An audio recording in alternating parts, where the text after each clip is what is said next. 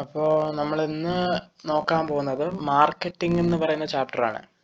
Marketing നമുക്ക് പഠിക്കാനുള്ളതിൽ അത്യാവശ്യം lengthy ആയിട്ടുള്ള ഒരു ചാപ്റ്ററാണ്, പക്ഷെ സിമ്പിളാണ്.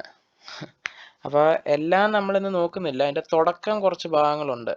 ഈ മാർക്കറ്റിംഗ് എന്താണ്, മാർക്കറ്റ് എന്താണ്, അതുപോലെ മാർക്കറ്റിംഗ് മാനേജ്മെൻറ്റ് എന്താണ്, ഇതുപോലുള്ള ചില ഇൻട്രൊഡക്ടറി ഏരിയാസ് മാത്രമേ നമ്മളിന്ന് നോക്കുന്നുള്ളൂ.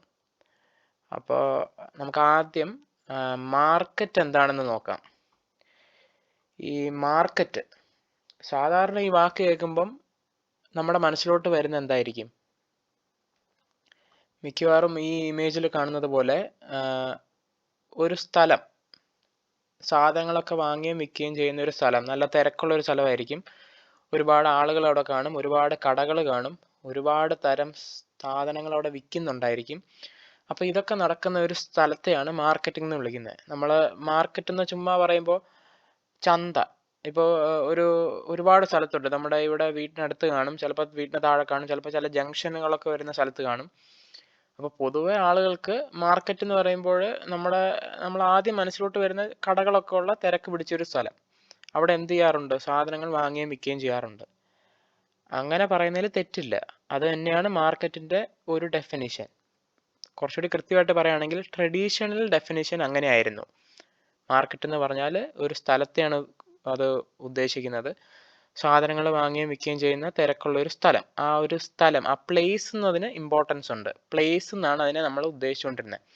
എന്നാൽ മോഡേൺ ഡെഫിനിഷൻ അനുസരിച്ച് ആ പ്ലേസിന് വ്യത്യാസം വന്നു. ഇപ്പോൾ മാർക്കറ്റ് എന്താണെന്ന് ചോദിക്കുമ്പോൾ നമ്മുടെ മനസ്സിലോട്ട് വരേണ്ടത് സ്ഥലമല്ല, പകരം ആളുകളാണ്, പീപ്പിളാണ്. അതെങ്ങനെയെന്ന് നിങ്ങൾക്ക് തോന്നും. ഒരു ഉദാഹരണം പറയുകയാണെങ്കിൽ, ഇപ്പോൾ ചില പ്രോഡക്റ്റ്സ് ഡിസൈൻ ചെയ്യുമ്പോൾ നമ്മൾ ആ ചെറിയ കുട്ടികളൊക്കെ ഇടുന്ന ചെരുപ്പുകൾ കണ്ടിട്ടില്ലേ? നല്ല ലൈറ്റൊക്കെ കത്തുന്ന, നടക്കുമ്പോൾ വലിയ സൗണ്ടൊക്കെ കേൾക്കും. അങ്ങനെയുള്ള ചെരുപ്പുകൾ ഡിസൈൻ ചെയ്യുന്നത് ഏത് പ്രായത്തിലുള്ള കുട്ടികൾക്കാണ്? വളരെ പ്രായം കുറഞ്ഞ ഒരു 2 വയസ്സ് 3 വയസ്സൊക്കെ ഉള്ള കുഞ്ഞു പിള്ളേർ. അവർക്ക് അങ്ങനത്തെയൊക്കെയുള്ള കാണുമ്പോൾ അവർക്കത് അതുമായിട്ട് അട്രാക്റ്റ് ഇഷ്ടപ്പെടാൻ ചാൻസ് ഉണ്ട്. അവർക്കത് വാങ്ങാനും ഉപയോഗിക്കാനും തോന്നും. അപ്പോൾ ആ പിള്ളേരെ അട്രാക്റ്റ് ചെയ്യുക, ആ പ്രായത്തിലുള്ള കുട്ടികൾക്ക് ലക്ഷ്യം വെച്ചാണ് ആ പ്രോഡക്റ്റ് ഇറക്കുന്നത്. കുറച്ചുകൂടി ക്ലിയർ ആയിട്ട് പറയുകയാണെങ്കിൽ, ആ പ്രോഡക്റ്റിൻ്റെ മാർക്കറ്റ് എന്ന് പറയുന്നത് ആ പ്രായത്തിലുള്ള കുട്ടികളാണ്. ഇപ്പോൾ കുറച്ചുകൂടി ക്ലിയർ ആയിട്ട് വരുന്നുണ്ടോ? അതായത് മോഡേൺ ഡെഫിനിഷൻ അനുസരിച്ച് മാർക്കറ്റ് എന്ന് പറയുന്നത് a set of actual and potential buyers of a product or service.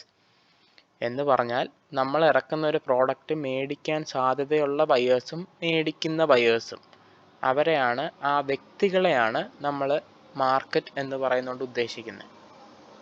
മനസ്സിലായോ?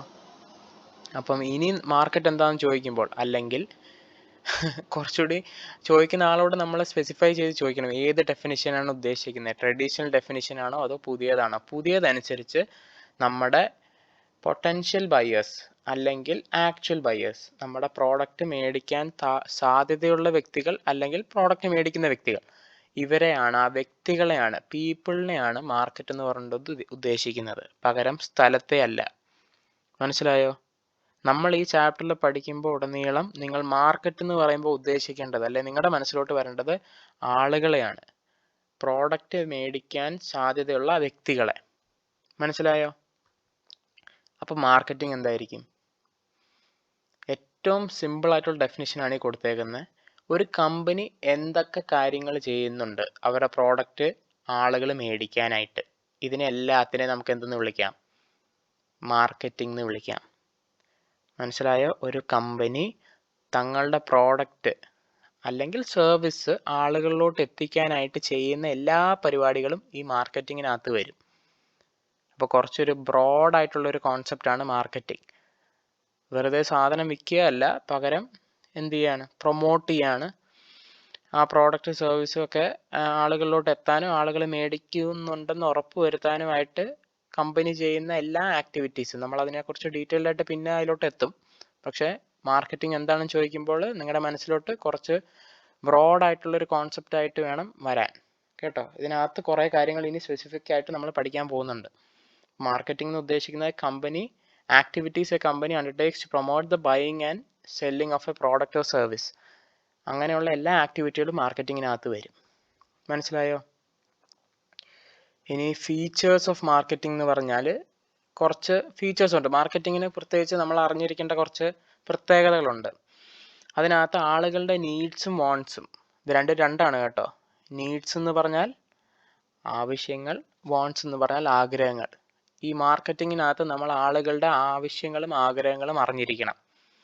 പിന്നെ ഒരു മാർക്കറ്റ് ഓഫറിങ് ക്രിയേറ്റ് ചെയ്യണം. അതായത് എന്തെങ്കിലും ഒരു പ്രത്യേകത നമ്മൾ ഇറക്കുന്ന പ്രോഡക്റ്റിന് ഉണ്ടായിരിക്കണം. ആളുകളുടെ ആളുകളെ അട്രാക്റ്റ് ചെയ്യാനോ ആളുകൾ നമ്മുടെ പ്രോഡക്റ്റ് മേടിക്കാനോ ഉള്ള കഴിവുള്ള സവിശേഷതയുള്ള എന്തെങ്കിലും ഒരു പ്രത്യേകത നമ്മുടെ പ്രോഡക്റ്റിന് ഉണ്ടായിരിക്കണം. 3, കസ്റ്റമർ വാല്യൂ ക്രിയേറ്റ് ചെയ്യണം.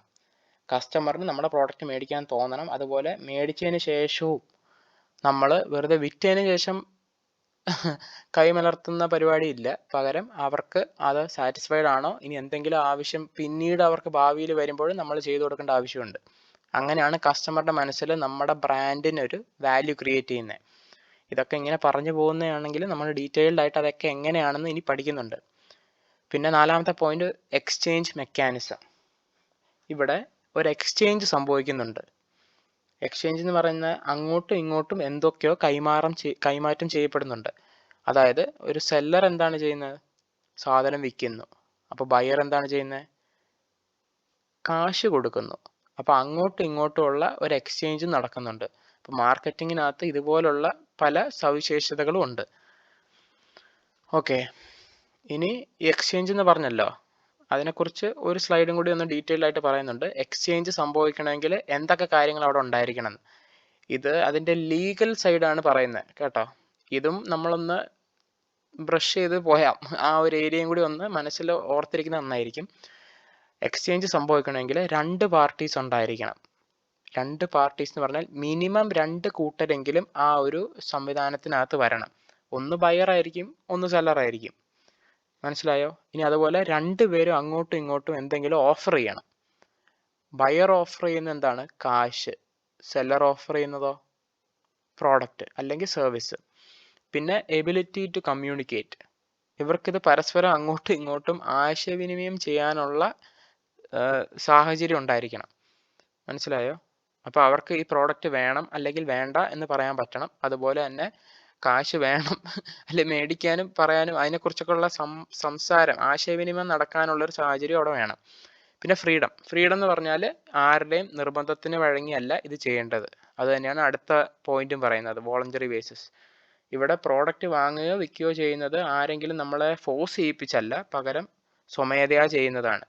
വാങ്ങാനോ വിൽക്കാനോ അല്ലെങ്കിൽ അത് നിരസിക്കാനും ഉള്ള റൈറ്റ് ഈ പാർട്ടികൾക്കുണ്ട്. അപ്പോൾ ഇങ്ങനെയുള്ള ചില കാര്യങ്ങളോട് കൺസിഡർ ചെയ്താലേ നമുക്കത് എക്സ്ചേഞ്ച് എന്ന് വിളിക്കാൻ പറ്റുള്ളൂ.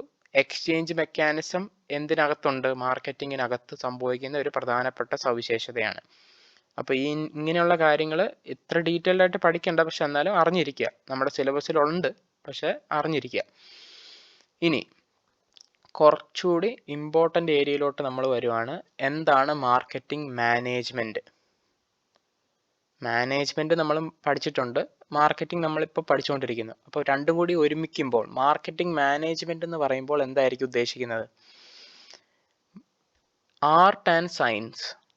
ഇത് നമ്മൾ ഇതിന് മുമ്പും കേട്ടിട്ടുണ്ട്. മാനേജ്മെൻറ്റ് പഠിച്ചപ്പോഴും നമ്മൾ കേട്ടതാണ് ആർട്ട് ആൻഡ് സയൻസ്. ആർട്ട് എന്ന് പറഞ്ഞാൽ കല, സയൻസ് എന്ന് പറഞ്ഞാൽ ഒരു സിസ്റ്റമാറ്റിക് പ്രിൻസിപ്പിൾസ് അപ്ലൈ ചെയ്തിട്ടുള്ള ഒരു കാര്യത്തെയാണ് സയൻസ് എന്ന് വിളിക്കുന്നത്. അപ്പോൾ ഇത് രണ്ടും കൂടി മിക്സ് ചെയ്ത് വരുന്ന ഒരു സംഗതിയാണ് മാർക്കറ്റിംഗ് മാനേജ്മെൻറ്റ്. എന്തിൻ്റെ ആർട്ട് ആൻഡ് സയൻസ്? നമ്മുടെ ടാർഗറ്റ് മാർക്കറ്റ് ചൂസ് ചെയ്യുക, പിന്നെ ആ കസ്റ്റമേഴ്സിനെ നമുക്ക് നിലനിർത്താനും ഗ്രോ ചെയ്യാനും കൂട്ടി കൊണ്ടുവരാനും പിന്നെ അങ്ങനെയൊക്കെ ചെയ്യാൻ കഴിയുന്ന രീതികൾ, ഇതിനെയൊക്കെയാണ് എന്തെന്ന് വിളിക്കുന്നത്? Marketing management. ഒന്നുകൂടി പറയാം, നമുക്ക് ഒരു ടാർഗറ്റ് കസ്റ്റമേഴ്സ് ഉണ്ടായിരിക്കും. അവരെ നമുക്ക് കിട്ടാനും നിലനിർത്താനും പിന്നീട് ആ ടാർഗറ്റ് കസ്റ്റമേഴ്സിൻ്റെ അളവ് കൂട്ടി കൊണ്ടുവരാനും അങ്ങനെ ആളുകളുടെ മനസ്സിൽ നമ്മുടെ ബ്രാൻഡ് ഇമേജ് ക്രിയേറ്റ് ചെയ്ത് അവർക്ക് നമ്മുടെ ബ്രാൻഡിനോട് ഒരു കമ്മിറ്റ്മെൻറ്റ് ക്രിയേറ്റ് ചെയ്യാനും ഇങ്ങനെയൊക്കെയുള്ള ലോങ് ടേം ഗോൾസ് എല്ലാം അച്ചീവ് ചെയ്യാൻ ചെയ്യുന്ന പരിപാടികളിനെയാണ് എന്തെന്ന് വിളിക്കുന്നത്? Marketing management. അപ്പോൾ ഇതിനകത്ത് ഫണ്ടമെൻ്റലായിട്ട് ഉള്ള ചില കാര്യങ്ങളുണ്ട്. എന്നാൽ ഓരോ കമ്പനീസ് അവരുടെ കഴിവ് അല്ലെങ്കിൽ കല ആർട്ട് എന്ന് പറയുന്ന പോലെ അവരുടെ രീതിയിൽ അപ്ലൈ ചെയ്യുന്ന പല കാര്യങ്ങളും ഉണ്ട്. എന്നാൽ ഫണ്ടമെന്റലായിട്ട് ചെയ്തിരിക്കേണ്ട പല കാര്യങ്ങളും ഉണ്ട്. ഇത് രണ്ടിൻ്റെയും മിക്സ് ആണ് എന്തെന്ന് പറയുന്നത് മാർക്കറ്റിംഗ് മാനേജ്മെന്റ്.